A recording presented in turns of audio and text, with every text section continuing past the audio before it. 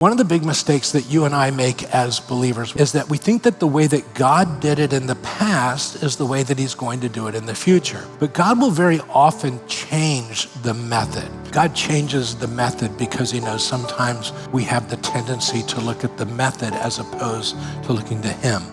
So when I take on my clear God-given objective, the question that I need to ask myself is simply this: what do I need to know? What do I need to know? And in order to succeed and what it is that God's called me to do.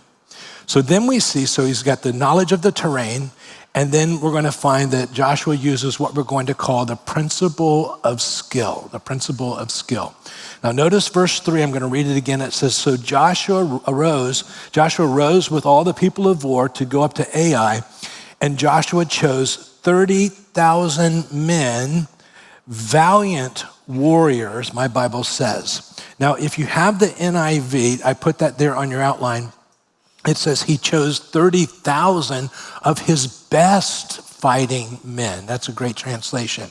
If you have the Message translation, it says 30,000 men, tough, seasoned fighters.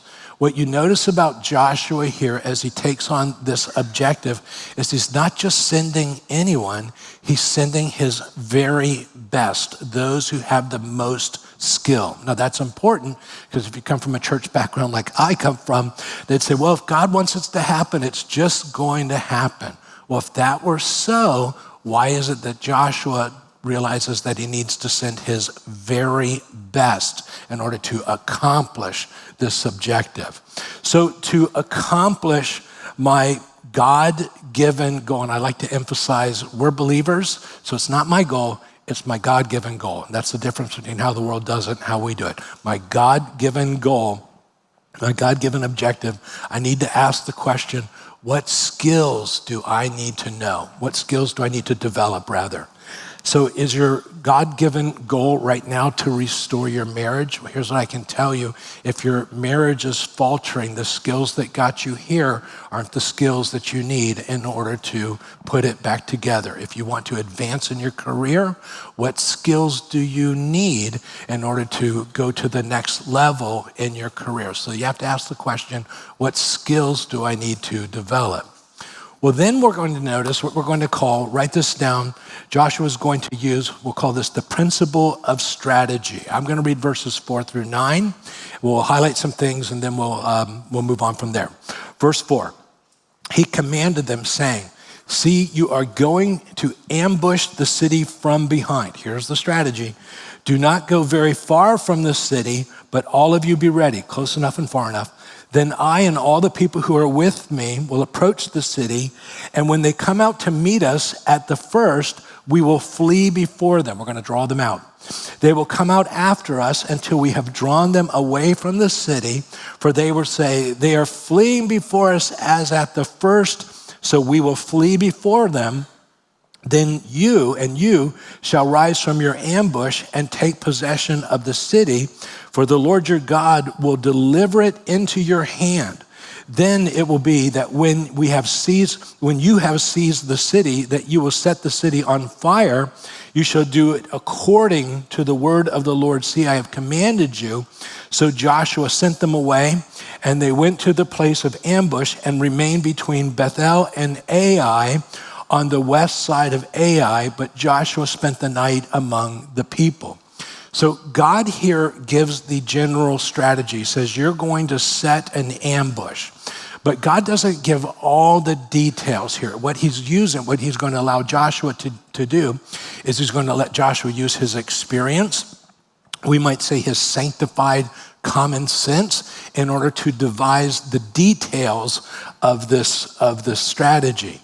Psychologically, Joshua is going to use the people of Ai's confidence that they received from defeating Israel in the past against them, because he's going to pull back. They're going to come out thinking that they're winning. Then he's going to turn and you'll see how the battle goes. But Joshua here is using strategy. But what Joshua is not doing is he's not saying, let's just go out and see what happens. There is a strategy involved in what he's trying to accomplish. So let's just go ahead and put what's up?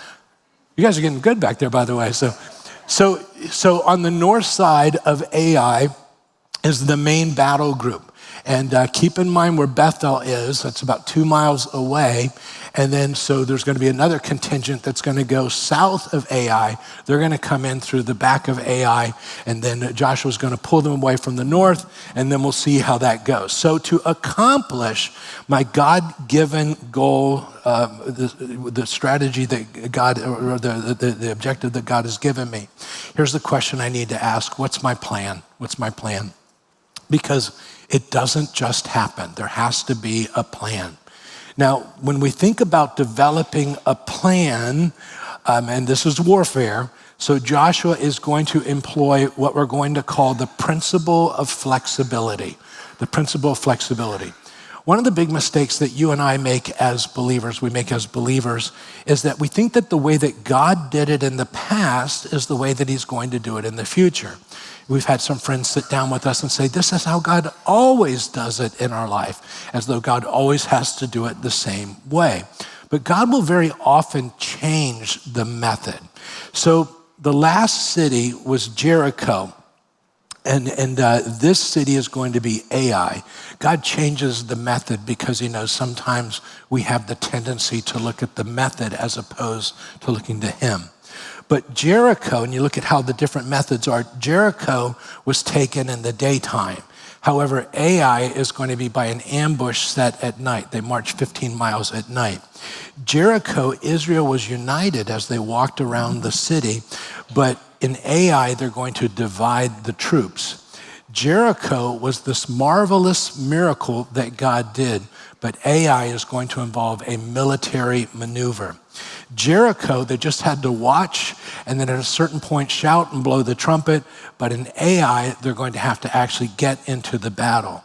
So you never want to box God into a method.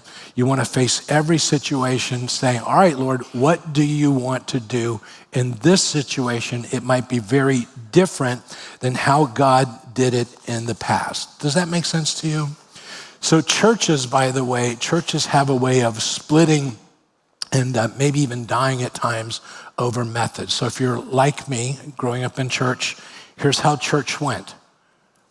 On that side, there was a piano.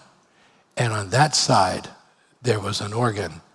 And behind every chair, there was a book. And that book was called so you've been there. You know this is, right? So those churches that have stuck with that method, not allowing God to change the method, many of those churches are really struggling. Now, always remember, the message never changes, but the methods can change